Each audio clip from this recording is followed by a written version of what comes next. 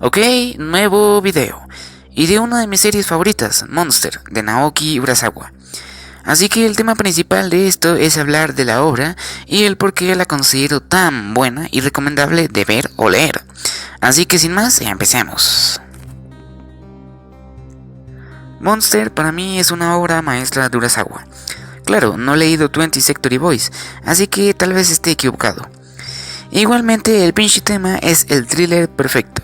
Y no le queda nada mal, y no es para menos. Monster cuenta una historia que nos mantiene en tensión y esperando a ver qué sucede en cada momento, que nos sumerge en la naturaleza del terror humano, su fragilidad moral y personal, y el cómo el verdadero monstruo es la humanidad, lo cual me recuerda a una frase que leí en Facebook: el infierno está vacío, los demonios están entre nosotros.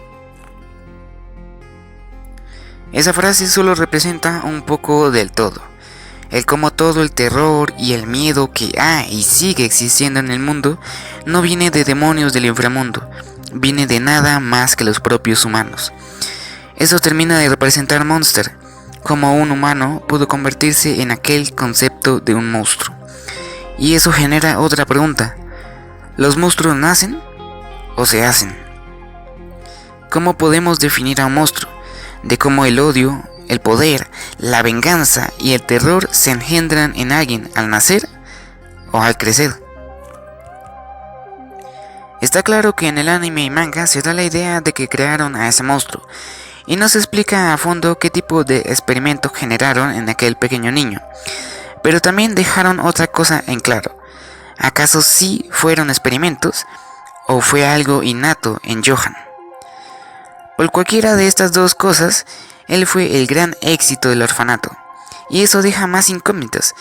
Johan es el monstruo de la historia, pero podría no ser el único monstruo.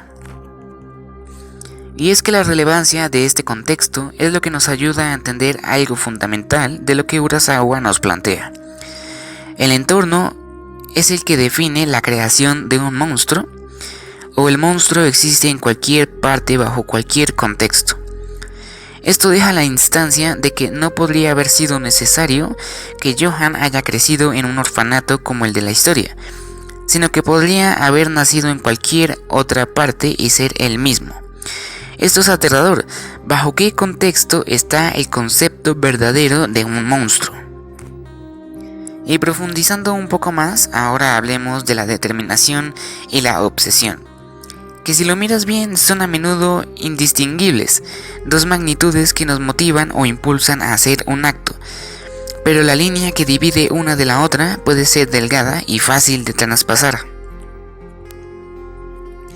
La motivación de los personajes de Monster es su gran y feroz determinación, que en muchas ocasiones deriva a la obsesión, la ira o falta de voluntad, ciega los pensamientos y nubla cualquier tipo de juicio, lo que representa un punto de no retorno, arrastrarse a través de una tenebrosa oscuridad que rebasa una posible redención. Todo esto aplica a los personajes, y un ejemplo sería el propio Tenma, el cual su determinación por encontrar a Johan lo lleva a recorrer toda Alemania, pasando a estar con un estatus de criminal, un hombre inocente, amable y noble que fue condenado por la maldad.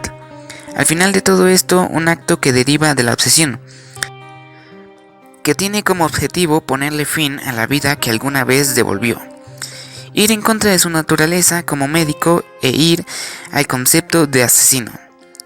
¿Por qué Urasawa juega con este concepto del bien y el mal? De si todo es blanco y negro, de si existe un punto medio, de cómo podemos ver y comprender qué es maldad y qué es bondad. Ahora hablemos de la tensión de la obra. Todo lo anteriormente dicho junto a este punto hace que Monster sea, durante sus 74 episodios, un anime completamente cargado de tensión, una tensión emocional del misterio que se crea a partir de cada cosa que pasa, de la tensión de ambigüedad, ya que se despoja a la historia de maniqueísmo.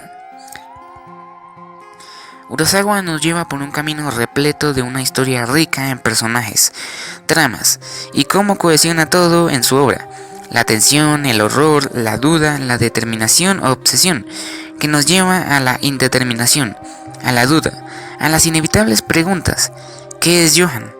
¿Qué le motivó a hacer esto? ¿Qué es un verdadero monstruo? ¿Y cuál es la verdadera definición de un demonio? Ahora, cada personaje, por menor que éste llegue a ser, su participación y cómo interactúa con la historia nos deja más preguntas. Cada misterio resuelto abre la puerta de otro y nos hace plantearnos nuevas preguntas. Ahora hablemos de algo que va de la mano con el suspenso y la tensión: el horror. Y en este sentido, Monster es brutal. Nos muestra la cruda realidad del mundo, el estilo de vida anterior del pequeño Dieter, los actos cometidos en una pequeña comunidad turca donde se cometen delitos de odio, donde hay muertes y miedo. Monster no se detiene cuando muestra la facilidad con la que se descarta la vida humana. Ese nivel de horror, de violencia, suele estar en manos de matones, criminales, sus muertes y crímenes cometidos. Destellos de abuso y asesinato. Se utiliza esa inmundicia para maximizar el impacto. Escenas bañadas con lluvia, oscuridad, gritos, sangre, escenarios lúgubres. La atención se centra siempre en cuán aterrorizados están los personajes. Lo vemos en sus acciones, sus reacciones, sus inflexiones y esos ojos llenos de terror. Y por fin, después de 6 minutos con algo de segundos, el último punto. Hablaré de El monstruo sin nombre. Los que ya vieron el anime o leyeron el manga ya sabrán esto, pero aún así, un monstruo está asociado al maligno, a todo aquello que va en contra de los valores morales, que inspira terror. Y sabes, para Urasawa un monstruo no es necesariamente feo físicamente. No es como los clásicos monstruos de las historias, no. Johan es hermoso, inteligente, carismático, serio y casi perfecto. Entonces, esto es un recurso para explicar lo que implica ser un monstruo.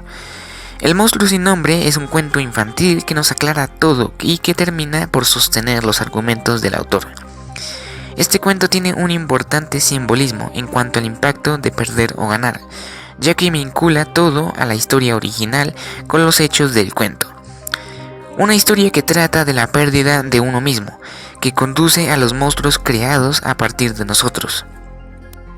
De esta forma nos damos cuenta que todos los monstruos en la vida real son humanos. Y eso es lo más retorcido de la historia, que en vez de Johan, el monstruo podría haber sido cualquier persona. No importaría su nacionalidad, su origen o su contexto. Al interpretar sus circunstancias, nos daríamos cuenta que podría explotar la desafortunada y corrupta naturaleza humana. Todos tenemos la naturaleza de convertirnos en monstruos.